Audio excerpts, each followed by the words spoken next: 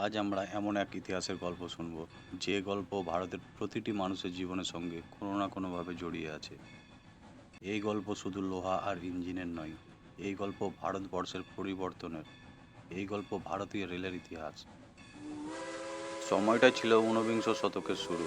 ভারত তখন British east India কোম্পানির শাসনে। দেশ জুড়ে তখনও প্রধান যাতায়াতের মাধ্যম ছিল গরুর গাড়ি, ঘোড়ার গাড়ি, নৌকা এবং মূলত পায়ে হাঁটা। এক শহর থেকে আরেক শহরে যেতে দিনের পর দিন লেগে যেত। 1832 সালে প্রথমবার ভারতের রেলপথ তৈরির কথা গুরুত্ব দিয়ে ভাবা হয়। এই প্রস্তাব আসে ব্রিটিশ ব্যবসায়ী ও ইঞ্জিনিয়ারদের কাছ থেকে। তাদের উদ্দেশ্য ছিল খুব পরিষ্কার: ভারতের কাঁচামাল দ্রুত বন্দরে পৌঁছানো আর ব্রিটিশ পণ্য দ্রুত ভারতের বাজারে ঢোকানো। 1844 সালে গভর্নর জেনারেল লর্ড হার্ডিং রেলপথ নির্মাণের অনুমতি দেন। এরপর 1849 সালে কয়েকটি ব্রিটিশ কোম্পানি ভারতে রেল লাইন বসানোর কাজ শুরু করে। আর তারপর আসে সেই ঐতিহাসিক দিন, 16ই এপ্রিল 1853 সাল। এই দিনটিকে ভারতীয় রেলের জন্মদিন বলা হয়। এই দিন বোম্বে শহরের বড়িবন্দর থেকে থানে পর্যন্ত প্রথম ট্রেন চালু হয়। দূরত্ব ছিল মাত্র 34 কিলোমিটার। ট্রেনটিতে ছিল 14টি বগি আর ট্রেনে নিয়ে যাচ্ছিল 3টি স্টিম ইঞ্জিন। সেই ইঞ্জিনগুলোর নাম দেওয়া হয়েছিল সাহেব, সিন্ধু আর সুলতান। ট্রেনে যাত্রী ছিল প্রায় 400 জন। বিকাল ঠিক 3:35 ট্রেনটি ছাড়ে। চারিদিকে মানুষের ভিড়, কৌতূহল আর বিস্ময়। অনেকে ভয় পাচ্ছিল, অনেকে ভাবছিল এই আগুনের গাড়ি কি সত্যি নিরাপদ? কিন্তু এই ছোট্ট যাত্রায় বদলে দেয় ভারতের ইতিহাস। 1854 সালে হাওড়া থেকে হুগলি পর্যন্ত প্রথম ট্রেন চালু করা হয় পূর্ব ভারতে। একই বছরে মাদ্রাজে অর্থাৎ আজকের চেন্নাইয়েও রেল পরিষেবা শুরু হয়। এইভাবেই ধীরে ধীরে ভারত জুড়ে রেল লাইন ছড়িয়ে পড়তে থাকে। 1857 সালের সিপাহী বিদ্রোহের সময় ব্রিটিশরা বুঝে যায় রেল শুধু ব্যবসার জন্য নয়, সেনা চলাচলের জন্যও কতটা গুরুত্বপূর্ণ। এই বিদ্রোহের পর রেল সম্প্রসারণের কাজ আরও দ্রুত করা হয়। 1860 সালের মধ্যে বম্বে, কলকাতা ও মাদ্রাজ এই তিনটি শহর রেলপথের সাথে যুক্ত করা হয়। তবে এই উন্নতির আড়ালে ছিল অনেক কষ্টের গল্প। হাজার হাজার ভারতীয় শ্রমিক অল্প মজদুরিতে কাজ করতেন। অনেকে দুর্ঘটনায় প্রাণ হারিয়েছেন, কিন্তু সেই ইতিহাস খুব কমই লেখা হয়েছে। 1880 সালের দিকে রেলের দৈর্ঘ্য প্রায় 14,500 কিলোমিটার হয়ে যায়, কিন্তু তখনও রেলের মালিকানা ছিল মূলত ব্রিটিশ কোম্পানিগুলোর হাতে। 1901 সালে প্রথমবারের মতো একটি পৃথক রেল বাজেট পেশ করা হয়।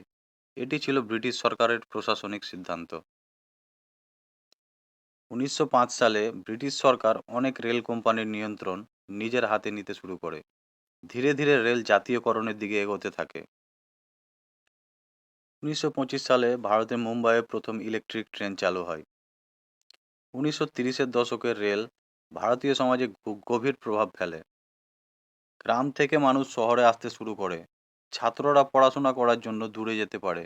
ব্যবসা বাড়ে, সংস্কৃতি মেশে। 1947 সালের 15ই আগস্ট দেশ স্বাধীন হয়, কিন্তু দেশ ভাগও হয়।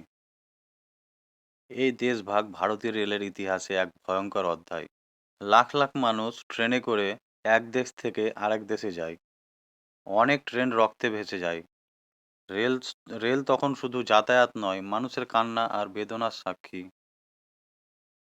স্বাধীনতার সময় ভারতে মোট রেলপথ ছিল প্রায় 53,000 কিলোমিটার মতো। স্বাধীনতার পর ভারতীয় রেলের সামনে সবচেয়ে বড় চ্যালেঞ্জ ছিল একটি ভাঙা, অসম্পূর্ণ আর বিশাল ব্যবস্থাকে নতুন করে গড়ে তোলা। 1947 সালের দেশভাগে ভারতীয় রেল সবচেয়ে বেশি ক্ষতিগ্রস্ত হয়। অনেক গুরুত্বপূর্ণ রেল লাইন চলে যায় পাকিস্তানের অংশে।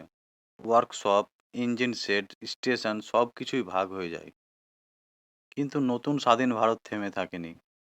1950 সালের দিকে ভারত সরকার রেলকে জাতি গঠনের প্রধান হাতিয়ার হিসেবে ধরে।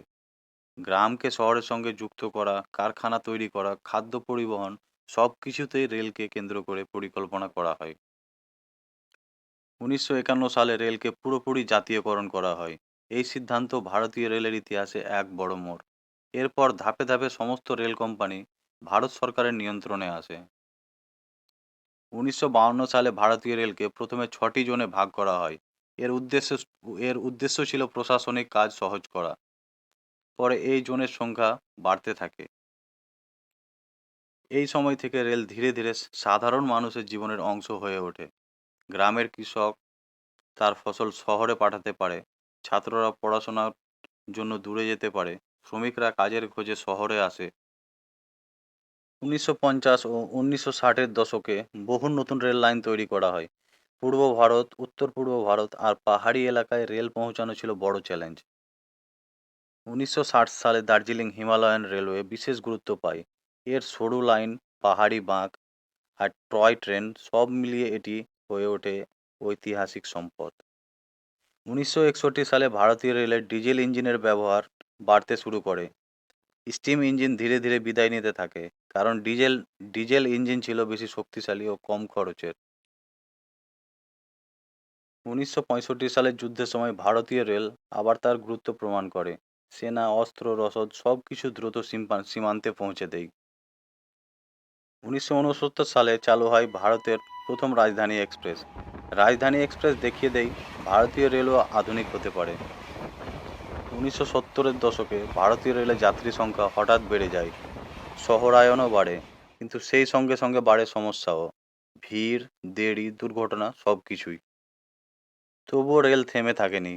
1974 সালে ভারতীয় রেলে একটি ঐতিহাসিক ধর্মঘট হয়। এই ধর্মঘটের নেতৃত্ব দেন জর্জ ফার্নান্দেজ। লক্ষ লক্ষ রেলকর্মী তাদের কাজ বন্ধ করে দেন। দেশ প্রায় অচল হয়ে যায়। এই ঘটনা দেখিয়ে দেয় ভারতীয় রেল শুধু পরিবহন নয়, এটি দেশের প্রাণ। 1980-র দশকে প্রযুক্তিগত পরিবর্তন শুরু হয়। রেল সিগন্যাল ব্যবস্থা উন্নত করা হয়, নতুন কোচ ডিজাইন আসে। 1984 সালে ভারতীয় রেলে কম্পিউটার ব্যবহার শুরু হয়। প্রথমে এটি ছিল খুব সীমিত, কিন্তু ভবিষ্যতের ভিত্তি এখানেই তৈরি হয়। 24 অক্টোবর 1984 সালে কলকাতায় মেট্রো রেল চালু হয়। এটি ছিল ভারতের প্রথম মেট্রো। শহরের পরিবহনে আসে এক নতুন যুগের সূচনা। 1990-এর দশকে ভারতের অর্থনীতি ব্যবস্থা খুলে দেওয়া হয়। এর প্রভাব পড়ে রেলের উপরেও। পরিষেবা উন্নত হয়, বেসরকারি অংশগ্রহণ বাড়ে। 1988 সালে চালু হয় শতাব্দী এক্সপ্রেস। এটি ছিল স্বল্প দূরত্বের দ্রুতগামী ট্রেন। ব্যবসায়ী ও অফিসারদের জন্য খুব জনপ্রিয় হয়। এই সময় থেকে টিকিট বুকিং ব্যবস্থা বদলাতে শুরু করে। লাইনে দাঁড়িয়ে ঘন্টার পর ঘন্টা অপেক্ষা, এই কষ্ট কমানোর চেষ্টা করা হয়।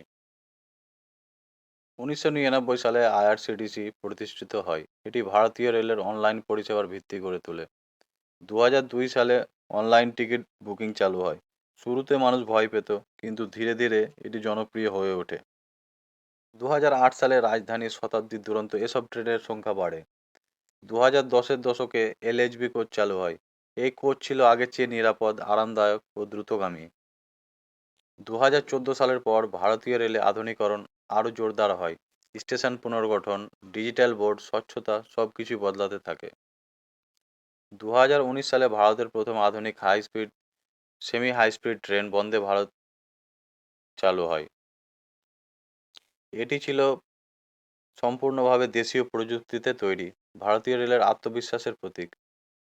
2020 সালে কোভিড মহামারী আসে, সারা দেশ বন্ধ, ট্রেন চলাচল প্রায় থেমে। কিন্তু এই সংকটের সময়ও ভারতীয় রেল আবার তার মানবিক রূপ দেখায়। স্পেশাল ট্রেন চালিয়ে লক্ষ লক্ষ পরিযায়ী শ্রমিককে বাড়ি পৌঁছে দেয়। আজ ভারতীয় রেল রেল শুধু যাত্রী পরিবহন নয়, খাদ্য, ওষুধ, অক্সিজেন সব কিছুই পরিবহনে রেল এক নীরব যোদ্ধা।